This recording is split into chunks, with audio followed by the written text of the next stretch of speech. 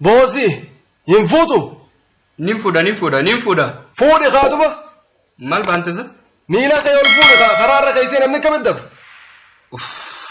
Miila baantaasa. Dabri abbaa Iliyaas. Maaliin baana seete?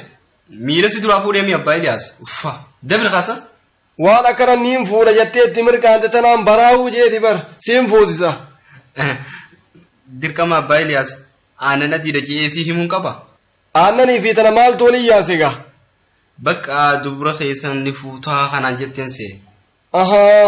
Dubra kiyya seete. Goosh tabi silaa isiin tam laallatta.